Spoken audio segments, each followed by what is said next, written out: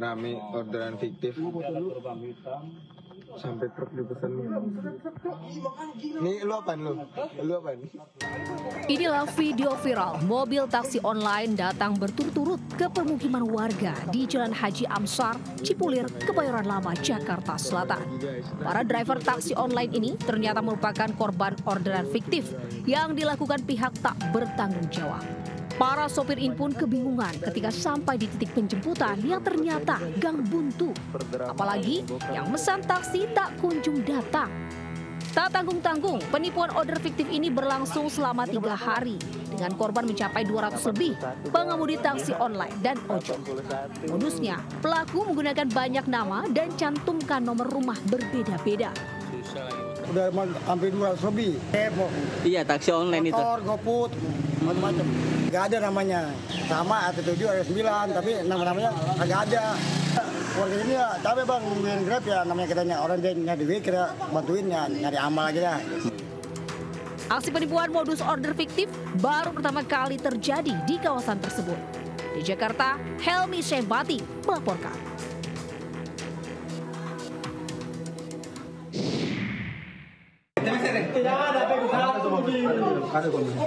Nggak periksa juga HP-nya yang lain, istrinya, keluarganya.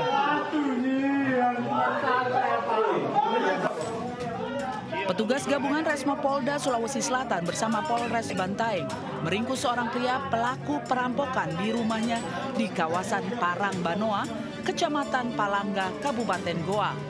Pelaku tidak dapat mengelak dan menangis histeris saat hendak dibawa petugas. Dari hasil pemeriksaan diketahui pelaku diajak rekannya yang telah ditangkap terlebih dahulu.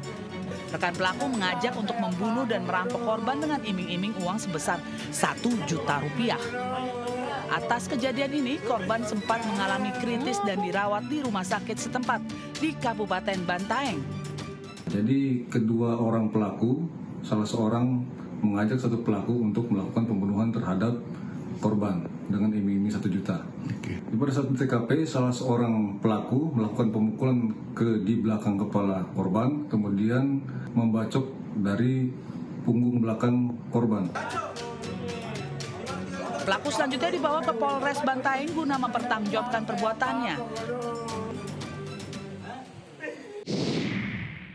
Kalau kita harus bayar 15.000 per orang karena kita bawa makanan, tapi kalau di depan itu ada UMKM, taman itu ada UMKM yang harus kita beli, it's okay gitu. Nggak masalah, berarti kita harus membantu UMKM yang ada di sana supaya membantu perekonomian di daerah Bogor. Oke dong, it's okay. Tapi bahkan di lingkungan itu tuh nggak ada kantin. Kita nggak bawa makanan dari luar, kita makan apa? Makan rumput. Yang kedua, kita bawa makanan dari luar, takutnya nyampah nih. Kalaupun nyampah, untuk biaya operasional supaya sampah tuh nggak berserakan, oke. Tapi nggak mungkin lu charge satu orang 15.000, itu udah pungli, itu udah bukan lagi aturan.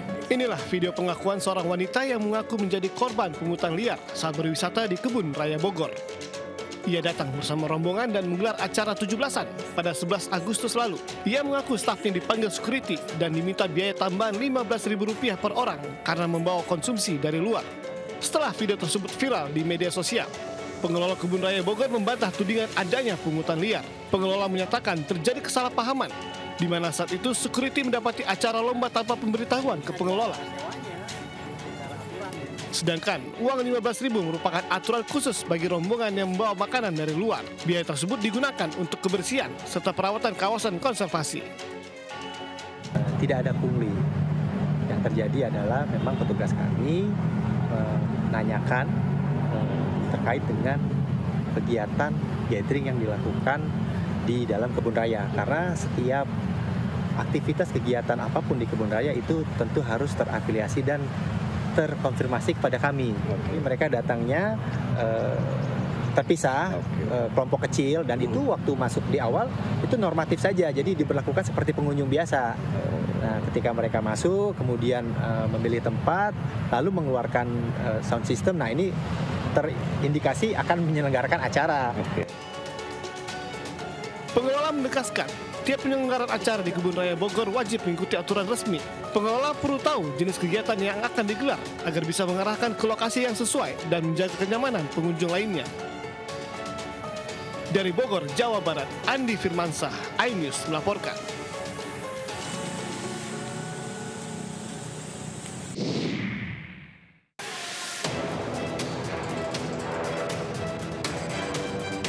Teka-teki siapa ayah kandung anak selebgram Lisa Mariana yang disebut hasil hubungannya dengan mantan Gubernur Jawa Barat Ridwan Kamil terjawab sudah.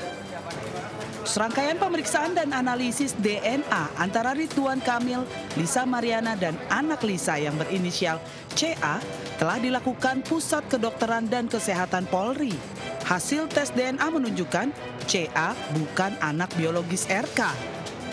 Tes DNA ini dilakukan terkait dugaan pencemaran nama baik yang dilaporkan oleh RK terhadap Lisa. Sebelumnya Lisa menuduh bahwa RK merupakan ayah dari anaknya.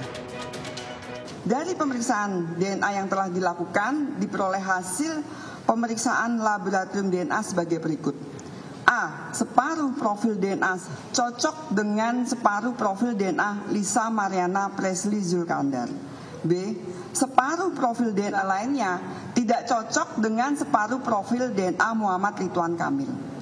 Dari hasil analisis terhadap seluruh profil DNA yang diperoleh, maka telah dibuktikan secara ilmiah bahwa secara genetik adalah anak biologis Lisa Mariana Presley Zulkandar, bukan anak biologis Muhammad Ridwan Kamil.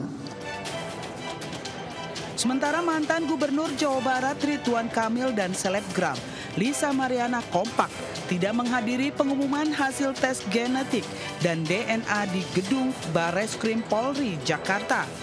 Keduanya pun diwakili kuasa hukum masing-masing. Hasilnya bahwa bukan anak biologis dari Ridwan Kamil. Itu jelas, sehingga sekali lagi bahwa hasil ini dapat dipertanggungjawabkan secara hukum, secara objektif dan transparan, independen. Jadi ya dengan hasil hari ini ya kami sangat puas ya. Adapun nanti gimana klien kami mau ada second opinion untuk permasalahan tes DNA itu nanti akan dibicarakan ke depannya. Dari Jakarta, Anissa Rizkia, Jaka Samsa, Yudi Permana, iNews melaporkan.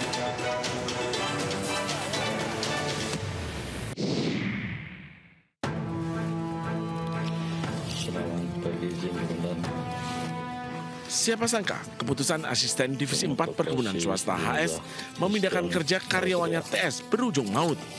Korban HS ditembak pelaku TS menggunakan senjata api rakitan dari belakang hingga tewas saat hendak bekerja menggunakan motor di areal perkebunan di Oki, Sumatera Selatan. Pelaku tidak terima dirinya dipecat dan pindahkan kerja tanpa alasan. Sebelum kejadian, antara pelaku dan korban sempat cekcok. Pelaku diamankan polisi dan digelandang ke Mapolres Oki untuk proses lebih lanjut. Pelaku ini kesal, dia sempat cekcok mulut dan akhirnya diancam akan dipindah. Karena dipindah tersebut yang menjadikan si pelaku menjadi geram atau kesal sehingga menyusul dari korban sehingga ditembak dari belakang sebanyak 4 kali dengan menggunakan sempira. Kini pelaku ditahan di sel Mapolres Oki dan terancam 15 tahun penjara. Dari Kabupaten Oki, Sumatera Selatan, Oki Fitriadi, iNews melaporkan. Apa ini Pak? Apa ini? Pelan-pelan kok. Jamu bergerak. Tim Res Narkoba Polres Polewali Mandar meringkus seorang pengedar sabu di ruas Jalan Trans Barat, Sulawesi. Pelaku sempat berusaha kabur dan memberontak, bahkan hingga kencing di celana. Saat digeledah, petugas mendapati sejumlah paket sabu siap edar dalam plastik hitam. Pelaku sempat membuang barang bukti, namun bisa diendus petugas. Selama 2 pekan terakhir, sedikitnya 12 pelaku penyalahgunaan narkoba diringkus dengan barang bukti sabu dan puluhan butir pil koplo. Polres Polman dalam operasi Antik Marano 2025 ini, di mana dari 8 LP tersebut terdapat 13 tersangka, yaitu 4 pengedar dan 9 pengguna.